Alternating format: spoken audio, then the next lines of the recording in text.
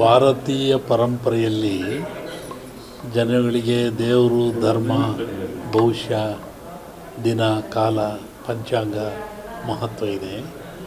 ಇದು ಕ್ರೋಧಿನಾಮ ಸಂವತ್ಸರ ಅಂತ ಭಾರತೀಯ ಪದ್ಧತಿಯಲ್ಲಿ ಒಂದೊಂದು ವರ್ಷಕ್ಕೆ ಒಂದೊಂದು ಹೆಸರು ಇಟ್ಕೊಂಡು ಹೋಗ್ತಾರೆ. ಹೆಸರಿನಲ್ಲೇ ಕ್ರೋಧಿನಾಮ ಕ್ರೋಧ ಅಂದರೆ ಸಿಟ್ಟು ಅಂತ, ಕ್ರೋಧ, ಸಿಟ್ಟು, ದ್ವೇಷ, ಅಸೂಯೆ ಅಂತ.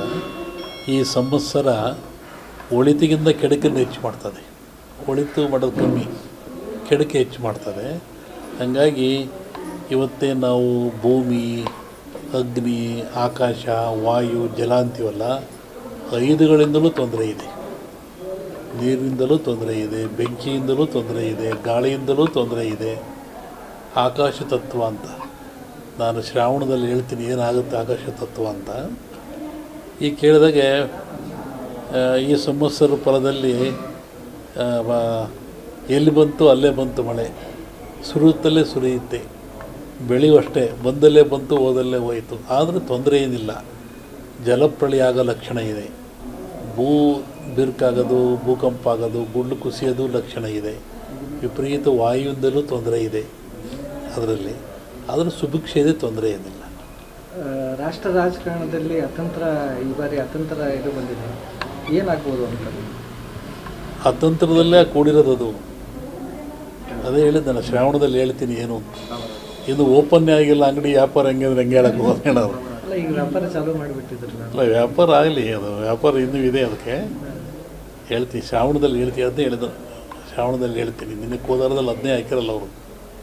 ಶ್ರಾವಣದಲ್ಲಿ ಹೇಳ್ತೀವಿ ಅಂತರಲ್ಲಿ ಅಶುಭ ಈಗಲೇ ನುಡಿಬಾರ್ದು, ಶುಭನ ನುಡಿಯೋನು ಅಶುಭ ನುಡಿಯೋನು ಹೇಳ್ತೀನಿ. ಆಮೇಲೆ ಮಹಾಭಾರತದಲ್ಲಿ ಅಭಿಮನ್ಯುವಿನ ಬಿಲ್ಲಿನ ದಾರವನ್ನು ಕಟ್ ಮಾಡಿಸಿದ್ರು ಕರ್ಣನ ಕೈಲಿ. ಅಭಿಮನ್ಯುವಿನ ಹೆಂಡತಿ ಪ್ರವೇಶ ಮಾಡ್ತಾಳೆ ಈಗ ಪಾರ್ಲಿಮೆಂಟಿಗೆ, ದಶೆ ತಿರುಗುತ್ತೆ. ಆದರೆ ಕೃಷ್ಣ ಇಲ್ಲ, ದುರ್ಯೋಧನನ ತೊಡೆ ಹೊಡಿಸಿದ ಕೃಷ್ಣ ಇಲ್ಲ. ಆದರೆ ದುರ್ಯೋಧನೇ ಗೆಲ್ತಾನೆ. ರಾಜ್ಯದಲ್ಲಿ ದೊಡ್ಡ ದೊಡ್ಡ ಪ್ರಕರಣಗಳು ಹೊರಗೆ ಬರ್ತಾ ಇದ್ದಾವೆ. ಈಗ ನಾನು ಮೊದಲೇ ಹೇಳಿದ್ನಲ್ಲಪ್ಪ, 3-4 ತಿಂಗಳು ಎಲ್ಲ ಹೇಳಿದ್ದು ನಾನು. ವಿದೇಶದಲ್ಲಿ ವಿಪರೀತ ಮಳೆ ಆಗ್ತದೆ, ಊರುಗಳು ಮುಳುಗ್ತವೆ, 1-2 ಜನ ಪ್ರಧಾನಿಗಳು ಸಾಯ್ತಾರೆ, ಸಾವು ನೋವುಗಳು ಭಾಳ ತೊಂದರೆ ಆಗ್ತದೆ ಅಂತ ಹೇಳಿದ್ರು. ಮತ್ತು ದೊಡ್ಡ ಈ ಸಂವತ್ಸರ ಪರದ ಪ್ರಕಾರ ಇನ್ನೂ ಇದ್ದಾವೆ. ದೊಡ್ಡವರಿಗೆಲ್ಲ ನೋವು, ದುಃಖ, ತಾಪ ಅಂತೆಲ್ಲ ಹೇಳಿದ್ನಲ್ಲ, ಅದನ್ನೇ ಎಲ್ಲ ಕಾರ್ಯಕ್ರಮದಾಗ ಹೇಳಿದ್ದು ನಾನು. ಹ್ಯಾಂಗೆ ಕಾರಣ ಅಂದರೆ, ಕರೆಯದೇ ಬರುವವನು ಕೋಪ, ಬರೆಯದೇ ಹೋದವನು ಕಣ್ಣು, ಬರಿಗಾಲಲ್ಲಿ ನಡೆಯುವವನು ಮನಸ್ಸು. 3ರಿಂದ ನಿಯಂತ್ರಿಟ್ಕೊಂಡ್ರೆ ಇವೆಲ್ಲ ಆಗ್ತವೆ. ನಿಯಂತ್ರಿಟ್ಕೊಂಡ್ರೆ ಏನೂ ಆಗಲ್ಲ.